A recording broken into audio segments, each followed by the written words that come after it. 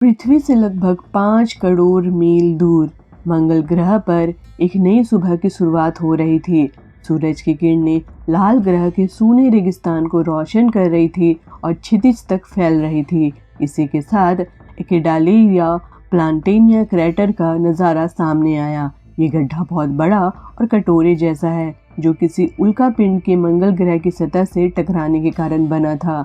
इस गड्ढे पर 18 साल पहले नासा ने अपना एरिस 3 मिशन भेजा था। मंगल ग्रह पर एक दिन, जिसे सोल कहते हैं, पृथ्वी के 24 घंटे और 40 मिनट के बराबर होता है। इस मिशन में नासा ने 6 अंतरिक्ष यात्रियों को एक टीम बनाकर भेजी थी। उनका काम था गड्ढे की मिट्टी के नमूने इकट्ठा करना और 31 दिन बाद पृथ्वी पर वापस लौटना। इस टीम का नेतृत्व कमांडर लुईस कर रही थी, जो पहले नौसेना में थी और साथ ही एक वैज्ञानिक जियोलॉजिस्ट भी थी। मिशन की टीम में लुईस के अलावा मार्क वॉटनी, जो कि मैकेनिकल इंजीनियर और पौधे के वैज्ञानिक हैं, बैटी जोहासन, जो कि आईटी इंजीनियर भी है, रिच मार्टियंस, जो पायलट है, डॉक्टर क्रिस बैक, जो फ्लाइट सर्जन है, और एलेक्स वोगर, जो नेविगेटर और केमिस्ट थे। सभी ने लैंडिंग साइट पर एक घर बनाया था, जिसे वो हैप कहते थे। वे वहाँ 31 दिन तक रहकर अपनी शोध का काम पूरा करने वाले थे। अभी सभी मिट्टी के नमूने इकट्ठा करने में व्यस्त थे। इसी बीच आईटी इंजीनियर जोहासन लगातार सैटेलाइट से सिग्नल चेक कर रही थी।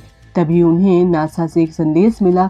इस संदेश में बताया गया कि उनकी तरफ से एक भयंकर तूफान तेजी से बढ़ रहा है। जोहासन ने तुरंत सभी को हैप में बुलाया और जानकारी दी कि उन्हें पता चला कि ये तूफान उनके मार्स और व्हीकल मैक से टकराने वाला है। मैक एक रॉकेट है जो अंतरिक्ष यात्रियों को मंगल ग्रह की कक्षा में घूम रहे उनके अंतरिक्ष यान तक ले जाता है। लेकिन मैक का सीधा खड़ा रहना बहुत ज़रूरी था। अगर तूफान की वजह से मैक गिर गया तो सभी अंतरिक्ष यात्री मंगल ग्रह पर फंसे रह जाएंगे। हालांकि गंभीर मामले को देखते हुए और समय बहुत कम था, इसीलिए कमांडर लुईस ने तुरंत मिशन रद्द करने और पृथ्वी पर लौटने का फैसला किया। वो अपनी टीम को जल्दी मैक तक ले जाने लगी, जहां मार्टिनेज पहले से उड़ान की तैयारी कर रहा था। लेकिन उनकी बैड लक थी कि तब तक तूफान और तेज हो चुका था। स्थिति हर पल खराब होती जा रही थी। जैसे ही कमांडर ने हैप का दरवाज़ा खोला, तब तक एयर लॉक खुला। एक जोरदार तूफान हवा में उनको डगमगा दिया। किसी तरह संभलते हुए उन्होंने टीम को मैक की ओर बढ़ाया। वह सभी अभी आधे रास्ते में ही थे कि मार्क वॉटनी ने अपनी चाल धीमी कर दी और एक सुझाव दिया कि उसने कहा कि अगर वे सोलर पैनल की केबल का इस्तेमाल करके मैक को एक गाइन लाइन मतलब तनी हुई केबल से बांध दे तो मैक गिरने से बच सकता है। गाइन लाइन आमतौर पर खंभों को सीधा रखने के लिए उपयोग की जाती है। मार्क अपना प्लान समझा ही रहा था कि तभी तेज हवा में सैटेलाइट का डिश एंटीना टूटकर मार्क से टकरा गया। ये टक्कर इतनी जोरदार थी कि मार्क हवा में उड़ गया और तूफान के बीच गायब हो गया। इतने में ही मार्टिनेज को अपने कंप्यूटर पर मार्क के स्पेस सूट से ऑक्सीजन लीक होने की सिग्नल मिली। यह देखकर पूरी टीम घबरा गई। अगर स्पेस सूट से सारी ऑक्सीजन निकल जाएगी तो मार्क कुछ ही सेकंड में मर जाएगा। ये सुनते ही कमांडर और बाकी टीम ने पूरी ताकत से मार्क को ढूंढना शुरू कर दिया। लेकिन तूफान इतना भयानक था कि उन्होंने एक दूसरे को देख पाना भी मुश्किल हो रहा था। वे तो सिर्फ सिग्नल के सहारे ही संपर्क कर रहे थे। इसी बीच मार्क से उनका संपर्क भी पूरी तरह से टूट गया। दूसरी तरफ मैक भी तेज हवा के कारण झुकने लगा था। कमांडर मुश्किल फैसले के बीच में थी कि वो जानती थी कि अगर वो टीम को खतरे में डालकर मार्क को ढूंढती रही तो बाकी सभी की जान जोखिम में पड़ सकती है। इसलिए उसे एक कठिन फैसला लेना पड़ा। इसीलिए बाकी लोगों को मैक में भेजकर कमांडर खुद मार्क को ढूंढने निकल पड़ी। लेकिन मैक नहीं चाहता था कि मार्क की तरह कमांडर को भी वो खो दे। उसने मान लिया कि बिना ऑक्सीजन के मार्क अब तक मर चुका होगा। यह सुनकर कमांडर की आंखों में भी आंसू आ गए और वो मैक पर बिल्कुल लौट आई। मैक की उड़ान से पहले उसने लॉन्च का आदेश दिया। सभी लोग अपने दिल में मार्क की मौत का दुख लिए पृथ्वी की ओर रवाना हो गए। सुबह तक ये खबर पृथ्वी के नासा पर अधिकारियों तक पहुंच गई। नासा ने मीडिया में ये खुद दुखद खबर समझा किया कि मार्क अब हमारे बीच नहीं है। लेकिन उसका साथी हर्मीस स्पेसशिप तक पहुंचने में सफल रहे हैं और जल्द ही जल्द घर में लौट आएंगे। नासा की ये खबर जल्द ही पूरी दुनिया में फैल गई। लेकिन आगे जो हुआ उसने सभी को हैरान कर दिया। दरअसल मार्क अभी जिंदा था और मंगल की रेत में अपनी जान बचाने के लिए बहुत मुश्किल से संघर्ष कर रहा था। तभी उसकी स्पेस सूट में इमरजेंसी अलार्म की आवाज़ आई, जिससे वो होश में आ गया। मार्क को बहुत दर्द हो रहा था क्योंकि एक डिश एंटीना का पतला रॉड उसके सूट को छेदते हुए पेट में घुस गया था। सौभाग्य से जहां रॉड घुसा था वहां खून जम गया था, जिससे सूट में ऑक्सीजन का रिसाव धीमा हो गया। इसी वजह से अभी तक वो जिंदा है। मार्क ने रॉड को निकालने की गलती नहीं की। वो किसी तरह उसे डिश से अलग करके दर्द सहता हुआ अपनी हैबिट में पहुंचा और वहां हवा का दबाव सामान्य था। उससे तुरंत स्पेस सूट उठाकर रॉड को खींचकर बाहर निकाला। दर्द के मारे उसकी चीख गूंज उठी, लेकिन रॉड का एक छोटा टुकड़ा अब भी उसके पेट में फंसा हुआ था। मार्क ने फर्स्ट एड किट की मदद से किसी तरह पेट में फंसे टुकड़ों को बाहर निकाला और स्टेपलर से अपने घावों पर टाके लगा लिए। दर्द इतना ज़्यादा था कि उसने मार्क को अंदर तक हिला दिया था, लेकिन ये तो सिर्फ शुरुआत थी। मार्क की परेशानियां तो अब शुरू हो रही थी, क्योंकि वो मंगल ग्रह के सुनसान रेगिस्तान में अकेला फंसा हुआ था। जिस डिश से वो टकराया था वो कम्युनिकेशन सैटेलाइट डिश थी, जो अब टूट चुकी थी। वो इस वजह से ना तो मार्क अपने साथियों से संपर्क कर सकता था और ना ही नासा से। अगर किसी तरह उसका संपर्क नासा से हो भी जाए तो मंगल ग्रह तक पहुंचने में उन्हें 4 साल लग जाएंगे। लेकिन जिस हैबिटेट में वो अभी सुरक्षित महसूस कर रहा था उसे केवल 31 दिनों तक ही चलने के लिए बनाया गया था। अगर ऑक्सीजन बनाने वाली मशीन खराब हो गई तो मार्क दम घुटने से मर जाएगा, लेकिन अगर पानी साफ करने वाली मशीन खराब हो गई तो वो प्यास से मर जाएगा। और अगर किसी तरह हैबिटेट ज़्यादा दिन चल भी गया तो कोई दुर्घटना ना हुई तो मार्क के पास इतना खाना ही नहीं होगा कि वो 4 साल तक जिंदा रह सके। यह सब सोचकर मार्क मायूस हो गया। उसने अपनी बातों को कंप्यूटर जर्नल में रिकॉर्ड करके अपनी मौत का इंतजार करने लगा। अगले 2 दिनों तक वहाँ भयंकर तूफान चलता रहा। हर पल मार्क को अपनी मौत का डर लगा रहता था। अपना ध्यान बांटने के लिए उसने अपने साथियों की यादों को ताज़ा किया और उनके सामान को संभाल कर रख दिया। लेकिन उसकी किस्मत अच्छी थी कि 2 दिनों तक तूफान के बाद भी हैबिटेट सुरक्षित रहा। ये देखकर मार्क के अंदर जीने की उम्मीद आ गई। उसने ठान लिया कि अब कोशिश किए बिना वो यूं मंगल ग्रह पर मरने वाला तो नहीं है। मार्क मंगल ग्रह पर 21 दिन बिता चुका था। अब वो अपने घाव के दर्द से जूझ रहा था, लेकिन उसने हिम्मत जुटाई और अपने पास मौजूद खाने की लिस्ट तैयार करने लगा। अपने और अपने साथियों के बचे हुए खाने को मिलाकर वो खाना केवल 1 साल तक ही चल सकता था, लेकिन उसे 4 साल तक जिंदा रहना था। यह सोचकर मार्क और परेशान हो गया। कुछ देर बाद जब मार्क ने टॉयलेट फ्लश किया तो गंदगी वैक्यूम में पैक होकर वेस्ट स्टोरेज में चली गई। अंतरिक्ष यात्री टॉयलेट इसी तरह काम करते थे ताकि गंदगी ना फैले। ये देख के मार्क को एक तरकीब सूझी। उसने फूड स्टोरेज में जाकर देखा तो वहाँ वैक्यूम में पैक आलू का एक पैकेट रखा था। ये उन्हें थैंक्स गिविंग डे मनाने के लिए दिया गया था। मार्क एक मैकेनिकल इंजीनियर होने के साथ साथ बॉटनिस्ट मतलब वनस्पतियों का वैज्ञानिक भी था। उसने तय किया कि वो अपने हैबिटेट के अंदर ही आलू उगाएगा। उसने जख्म अब भर चुके थे, जिससे वो आत्मविश्वास से भर गया था। उसने सबसे पहले सोलर पैनल साफ करके बिजली की समस्या हल की। फिर हैबिटेट के एक बड़े हिस्से से सामान हटा दिया और उस जगह को प्लास्टिक से ढक दिया। इसके बाद उसने मंगल ग्रह की मिट्टी वहां इकट्ठा की और उसे खेती के लिए तैयार किया। मिट्टी को उपजाऊ बनाने के लिए उसने वेस्ट स्टोरेज से वैक्यूम में पैकेट टॉयलेट के पैकेट निकाले और उनकी बदबू असहनीय थी, लेकिन मार्क ने उसे सहते हुए खाद बना लिया और फिर आलूओं को काट कर उसके साथ मिट्टी में बो दिया। कुछ ही दिनों में उसने अपनी फसल तैयार कर ली, लेकिन अब उसके सामने सबसे बड़ी समस्या पानी की थी, क्योंकि पानी के बिना खेती करना असंभव था। तब उसने एक और तरकीब सोची। उसने पानी बनाने का फॉर्मूला पता था और उसके पास मैप में बचा हाइड्रोजन ईंधन भी था, जो हाइड्रोजन और नाइट्रोजन से बना था। मार्क ने खेत के बीच में एक टेबल रखा और कचरे के बैग से एक छोटा टेंट बनाकर उस टेबल पे लटका दिया। टेंट के ऊपर एक पाइप लगाई जो चिमनी का काम कर रही थी। इसके बाद मार्क ने टेबल पर इरिडियम धातु के टुकड़े बिखरे और एक पतले पाइप से उस पर हाइड्रोजन की बूंदें गिराने लगा। जैसे ही बूंदें इरिडियम पर गिरी, हाइड्रोजन और नाइट्रोजन दोनों गैस अलग होकर ऊपर चिमनी की ओर उठने लगी। अब मार्क को बस आग की जरूरत थी, लेकिन अंतरिक्ष में आग जलाना खतरनाक होता है, इसलिए नासा कभी अपने अंतरिक्ष यात्रियों को ज्वलनशील सामग्री नहीं देती है। फिर भी इस मुश्किल समय में ऊपर वालों ने भी शायद मार्क की मदद कर दी। मार्क को मार्टिनेज के सामान में एक लकड़ी का क्रॉस मिला। उसने उस क्रॉस को छीलकर उसका बुरादा बनाया और बैटरी के स्पार्क से उसमें आग लगाई। फिर उसने उस आग के पास ऑक्सीजन छोड़नी शुरू की। उसका फॉर्मूला काम कर गया। हाइड्रोजन और ऑक्सीजन गैस मिलकर भाप के रूप में पानी बनाने लगी। यह देख के मार्क खुशी से झूम उठा, लेकिन तभी वहां अचानक एक धमाका हुआ। धमाके से मार्क दूर जा गिरा।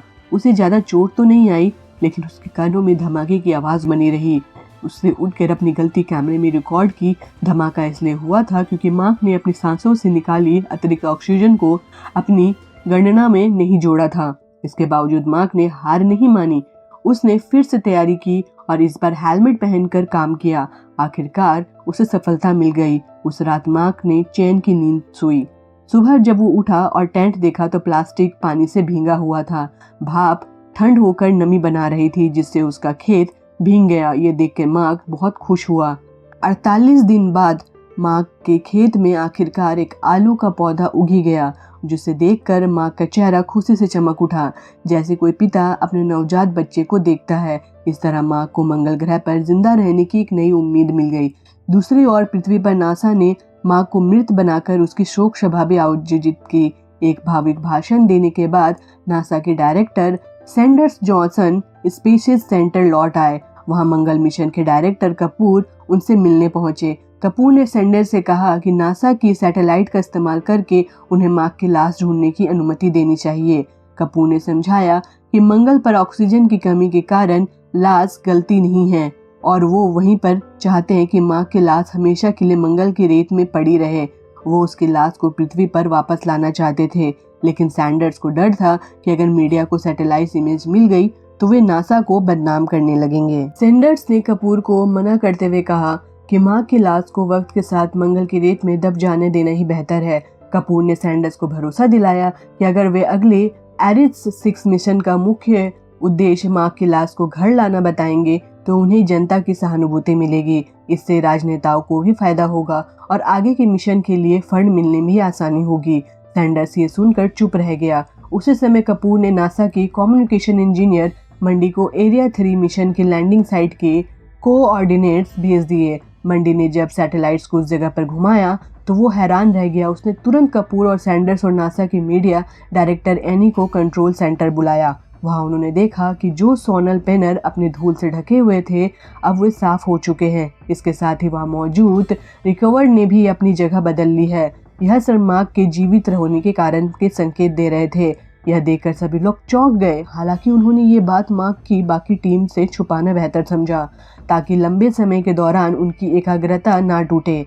सैंडर्स को यकीन था कि नासा की मदद भेजने से पहले ही मार्क भूख से मर जाएगा, लेकिन कपूर इस बात से परेशान था कि मार्क मंगल पर कितने कठिन हालात में सामना कर रहा होगा। और दूसरी तरफ मार्क मुश्किलों के बावजूद जिंदगी का मजा ले रहा था, क्योंकि उसे भरोसा था कि नासा उसे जरूर बचाएगा। उधर नासा की टीम भी मार्क को बचाने के लिए अपनी पूरी ताकत झोंक रही थी। सैंडर्स ने मीडिया में खुलासा कर दिया कि मार्क तो अभी जिंदा है और अपनी जान बचाने के लिए संघर्ष कर रहा है।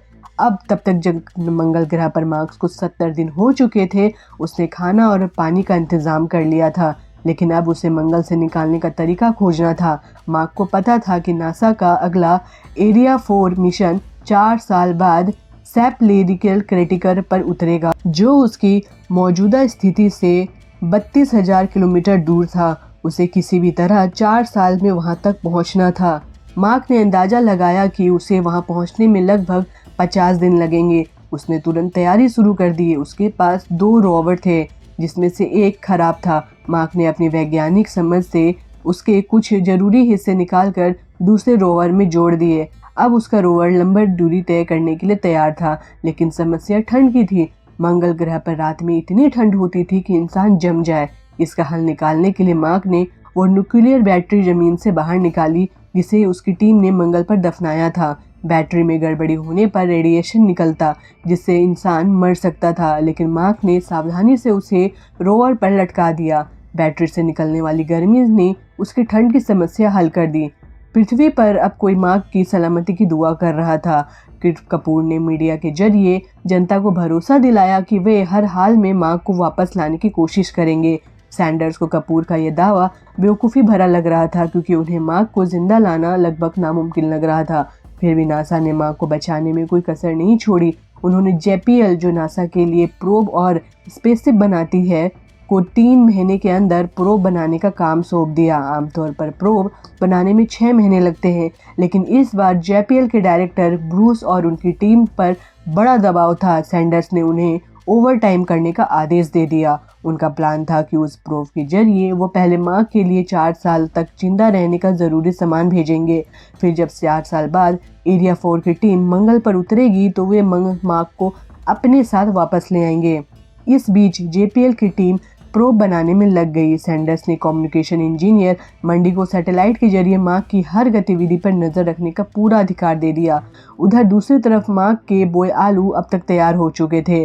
अपनी फसल देखकर मार्क का चेहरा खुशी से खिल उठा। फसल उम्मीद से ज्यादा अच्छी थी, करीब 400 आलू। मार्क ने बड़े आलू खाने के लिए रखे और छोटे आलूओं को फिर से बो दिया।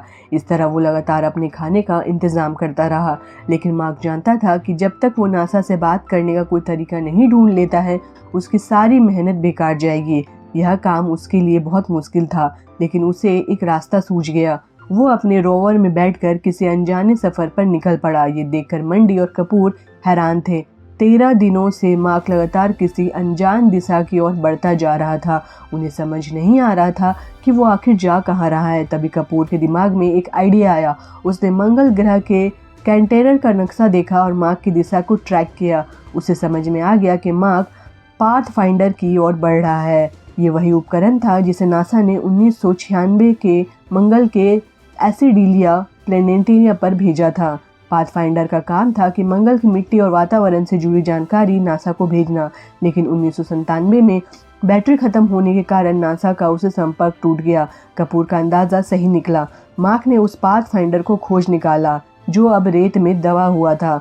उसने उसे बाहर निकाला और अपने हैबिटेट में ले आया। हालांकि मार्क तभी नासा से संपर्क कर सकता था जब नासा के पास भी वैसा ही पाथफाइंडर मौजूद हो। यह जानकर कपूर तुरंत कैलिफोर्निया के JPL मतलब जेट फ्लोरेंसेंस लैब पहुंचा, जहां पाथफाइंडर का एक और मॉडल रखा था। कपूर ने उस सभी वैज्ञानिकों को बुला लिया जिन्होंने 1997 में इस पाथफाइंडर का काम किया था।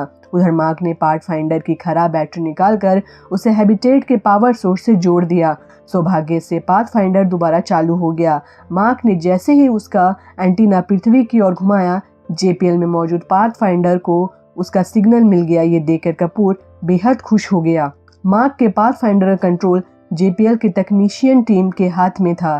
टीम ने तुरंत पाथफाइंडर का कैमरा ऑन किया, जिससे मार्क का कैमरा भी ऑन हो गया। ये देख के मार्क समझ गया कि उससे संपर्क करने की कोशिश कर रहा है। मार्क ने देरी नहीं की। उसने बोर्ड पर एक सवाल लिख दिया और कैमरे की तरफ दिखाया कि क्या किसी को मेरा सिग्नल मिल रहा है।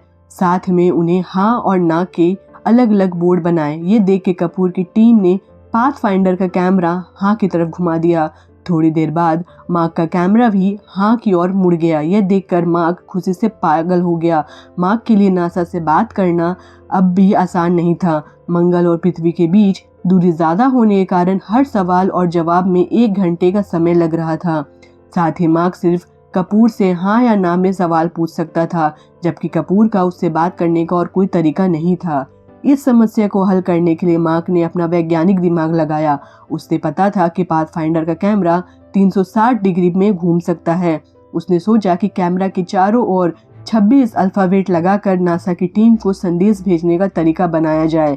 लेकिन ऐसा करने में समस्या ये थी कि अभी अक्षरों के बीच का गैप इतना कम होता है कि यह समझ पाना मुश्किल हो जाता है कि कैमरा A की ओर इशारा कर रहा है या B की ओर। इस गड़बड़ी से बचने के लिए मार्क ने हेक्साडेसिमल सिस्टम का इस्तेमाल किया, जिसमें 16 अक्षर और नंबर होते हैं, 0 से 9 और A से F। इनको ASCII कोड से शब्दों में बदला जा सकता था।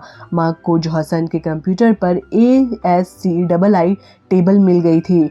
उसने हेक्साडेसिमल के इन 16 अंकों को कैमरे के चारों ओर लगा दिया। उधर JPL में टीम को लगाकर मार्क की तस्वीरें मिल रही थी। उसे भी समझ में आ गया था कि मार्क क्या करना चाहता था।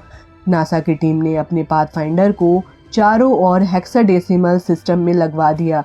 अब कपूर की टीम कैमरे को अलग अलग नंबर की तरफ घुमा सकती थी, जिससे मार्क को एक संदेश मिलता। टीम ने कैमरे को घुमाकर नंबरों का एक सीक्वेंस भेजा जिसे मार्क ने ASCII टेबल में देखा। इसका मतलब निकला हाउ अलाइव, तुम जिंदा कैसे हो। मार्क ने इसका जवाब बोर्ड पर लिखकर कैमरे में दिखाया और अपनी पूरी कहानी बता दी। इस तरह मार्क और नासा के बीच बातचीत शुरू हो गई।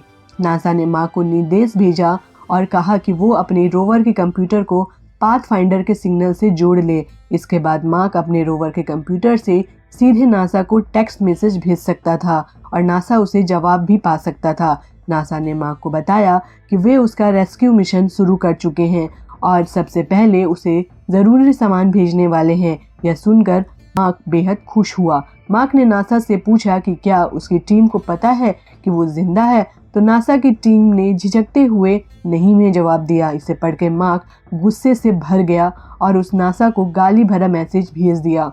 ये देखकर नासा के अधिकारी चौंक गए। उन्होंने मार्क को समझाया कि उसका मैसेज पूरी दुनिया पढ़ रही है, लेकिन मार्क ने फिर से गुस्से में और बुरी गालियां लिख दी और नासा को करप्ट करके कह दिया। नासा के अधिकारियों ने इस पर कोई कड़ी प्रतिक्रिया नहीं दी क्योंकि वे समझते थे कि मार्क तनाव में है। उधर अंतरिक्ष में कमांडर लुईस और उनकी टीम हर्मेस स्पेसशिप में पृथ्वी की ओर बढ़ रही थी। वे इस बात से दुखी थे कि उन्होंने मार्क को खो दिया है, लेकिन तभी फ्लाइट डायरेक्टर मीच का एक वीडियो संदेश मिला। मीच ने उन्हें बताया कि मार्क अभी जिंदा है और मंगल ग्रह पर संघर्ष कर रहा है। यह सुनकर टीम हैरान और खुश दोनों हुई। हालांकि उन्हें यह पछतावा भी हो रहा था कि मार्क को अकेला छोड़कर वो आ गए थे। मीच ने उन्हें समझाया कि मार्क ने अपनी हालात के लिए उन्हें दोषी नहीं ठहराया है। अब तक मंगल पर मार्क को 4 महीने से ज्यादा हो चुके थे। वो नासा को लगातार अपनी और हैबिटेट की हालात की जानकारी भेज रहा था। पूरी दुनिया मार्क के आलू उगाने के कारनामे से प्रभावित था, यहाँ तक कि उसे ढेरों ईमेल आने लगे थे। खुद राष्ट्रपति ने भी उसका हौसला बढ़ाने के लिए ईमेल भेजा। मार्क के नए आलू भी जल्द ही तैयार होने वाले थे, जिससे वो और भी आत्मविश्वास से भर गया था। उधर नासा के अधिकारियों ने अनुमान लगाया कि वे अगले 868 दिनों तक मार्क को ज़रूरी सामान भेज सकते हैं, लेकिन अब तक मार्क को अपने आलू पर निर्भर रहना होगा। फिर एक रात जब मार्क काम खत्म करके हैबिटेट के एयरलॉक में गया, सिस्टम में गड़बड़ी हुई और एयरलॉक जोरदार धमाके के साथ उड़ गया। धमाके के साथ ही मार्क एयरलॉक के साथ दूर जा गिरा। जैसे ही उसे अंदाजा था कि हैब के एयरलॉक को बार बार इस्तेमाल करने से यह हादसा हुआ है। धमाके से मार्क के हेलमेट में छेद हो गया, जिससे उसके शू से ऑक्सीजन बाहर निकलने लगा, लेकिन मार्क ने तुरंत होश संभालते हुए छेद पर टेप लगा दिया और उससे उसकी जान बचा गई। अब जब हैब में वापस पहुंचा तो उसने देखा कि मंगल के खुले वातावरण में उसकी पूरी फसल बर्बाद हो चुकी थी। ठंड के कारण मिट्टी को उपजाऊ बनाने वाली सभी बैक्टीरिया नष्ट हो गए थे, जिससे मिट्टी की उर्वरता खत्म हो गई थी। अब दोबारा खेती करना नामुमकिन था। जैसे ठंड से पौधे मर गए थे, वैसे ही माँ का आत्मविश्वास भी पूरी तरह से टूट गया था। उसने तुरंत अपने रोवर से नासा को यह बुरी खबर भेज दी। यह सुनकर कपूर और नासा की टीम भी निराश हो गई। उसकी गणना के अनुसार अब मार्क के पास बचे हुए आलू सिर्फ 609 दिन तक ही जिंदा रहने के लिए काफ़ी थे। नासा को केवल 47 दिनों के अंदर ही नया प्रॉप तैयार करके लॉन्च करना था, ताकि वे समय पर मार्क तक जरूरी सामान भेज सके। यह जिम्मेदारी ब्रूस और उनकी टीम पर थी, जिसने उन पर काम करने का भारी दबाव आ गया था।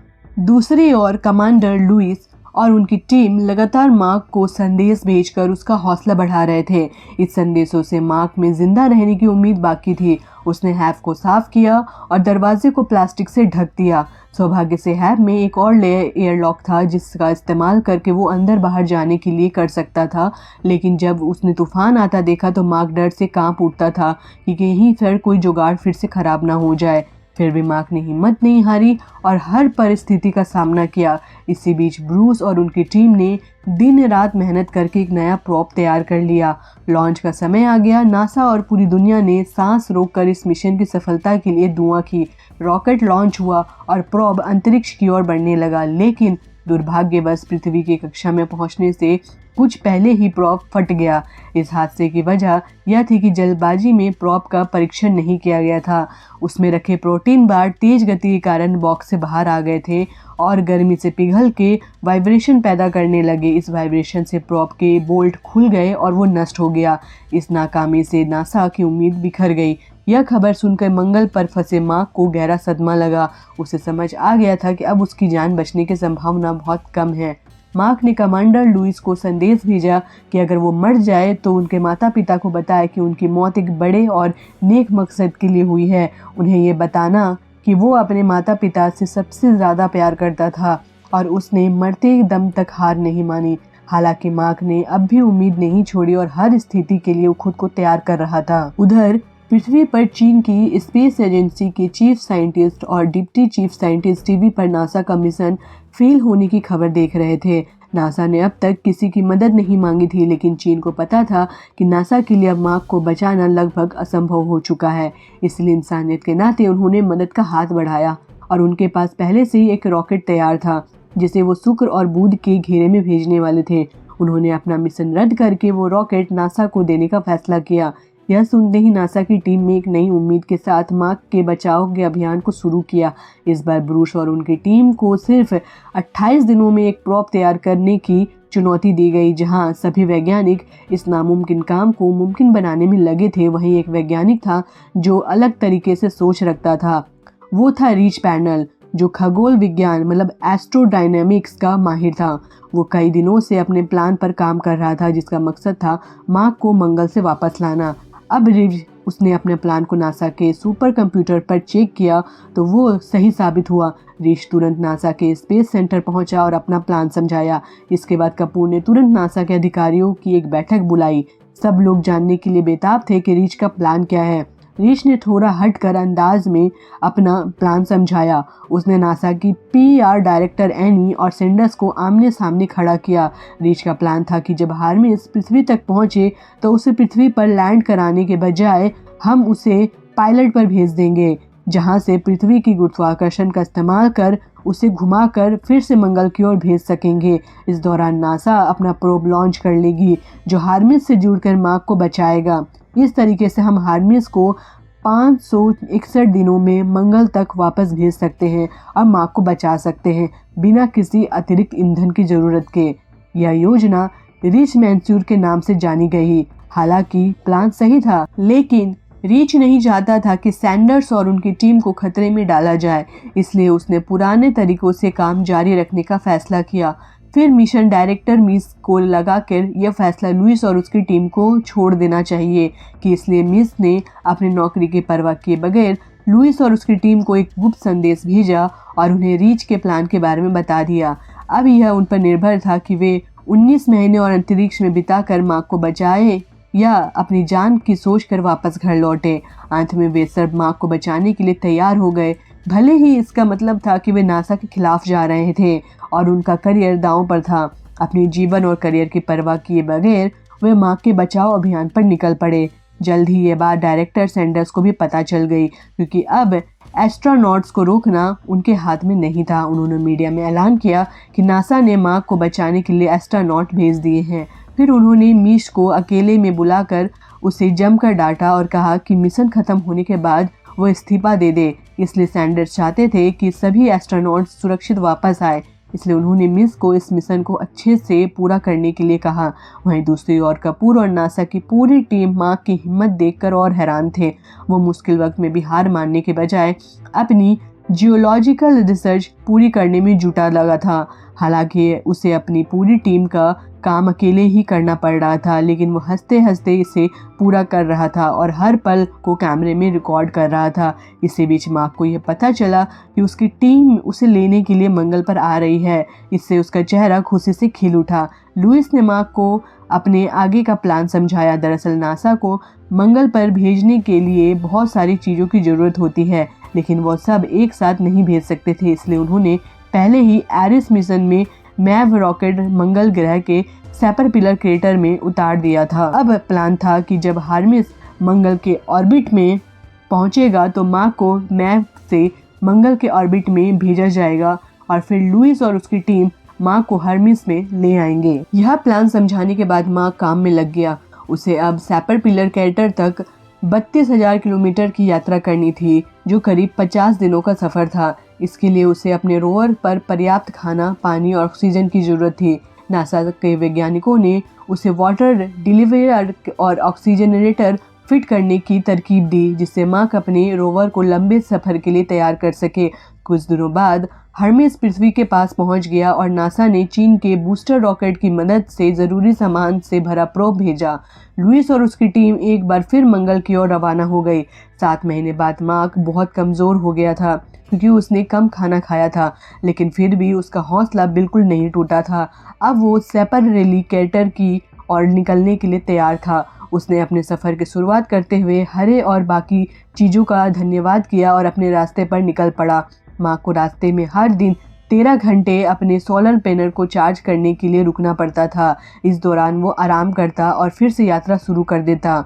वह बीच बीच में रुककर कैंप लगाता और बिना पानी के ही नित्य क्रियाएं करता। वो गड्ढा खोदकर अपना शौच करता और उसी पर एक सॉरी नोट छोड़ देता ताकि मंगल ग्रह की ज़मीन गंदी ना हो। हालात बहुत ख़राब थे और अब उसे कच्चे आलू खाकर ही गुजारा करना पड़ रहा था, लेकिन वो इसे एक नया अनुभव की तरह देख रहा था। मार्क ने मजाक में खुद को स्पेस पायलट मतलब अंतरिक्ष का लुटेरा कहा, क्योंकि जब तक वो हैब में था वो नासा के अधीन था, लेकिन अब वो मैव की ओर जा रहा था तो वो पूरी तरह से आज़ाद है। वो मंगल ग्रह पर जहाँ भी जाता था वहाँ कदम रखने वाला पहला इंसान बनता था।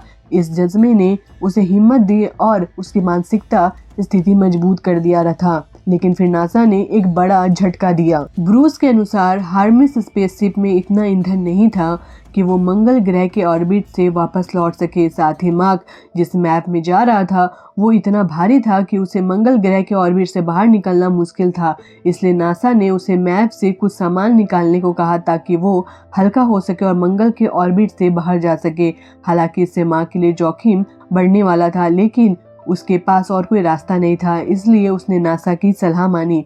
काफ़ी समय बाद मार्क तक पहुंचा। उसने नासा के कहे मुताबिक मैप में से वो सभी सामान निकाल दिए जिससे ज़रूरी नहीं थे।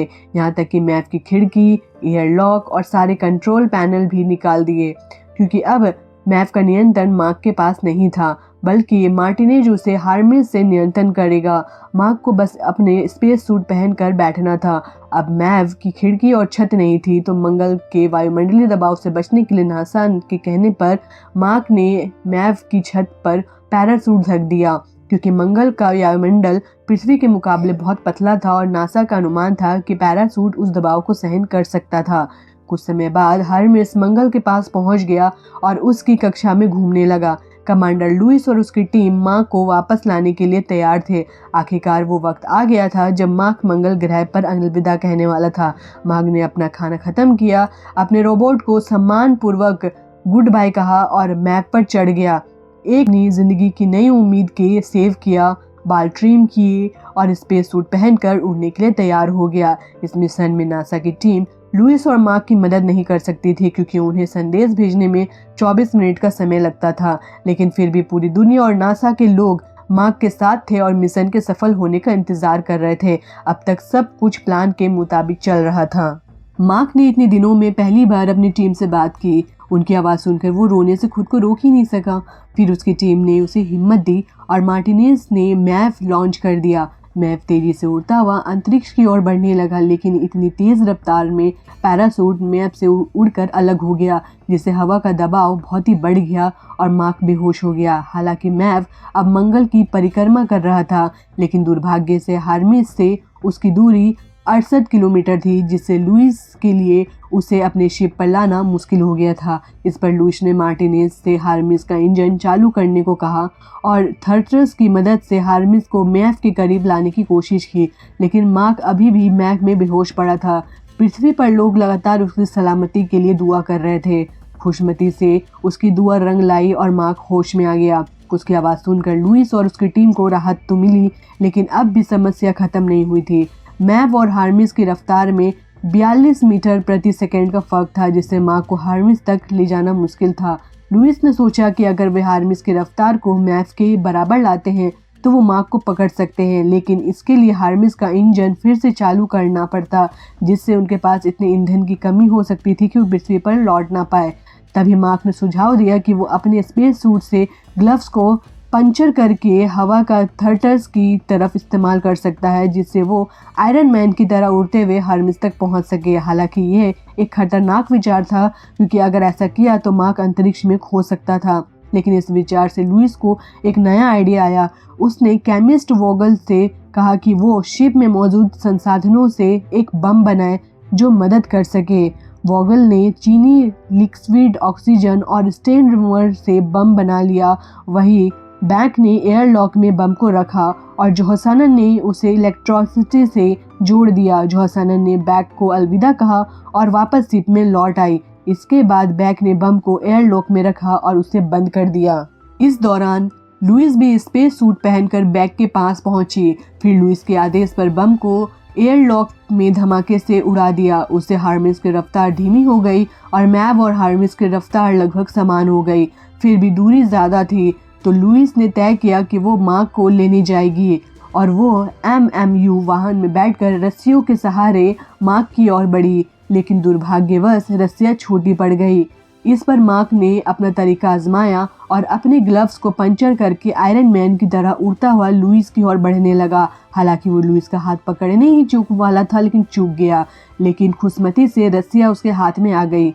फिर बैक ने जल्द से मार्क को लुइस को हार्मिस से खींच लिया। इस तरह कमांडर लुइस और उनकी टीम मार्क को बचाने में सफल हो गए। यह खबर सुनकर नासा और पूरी दुनिया खुशी से झूम उठे।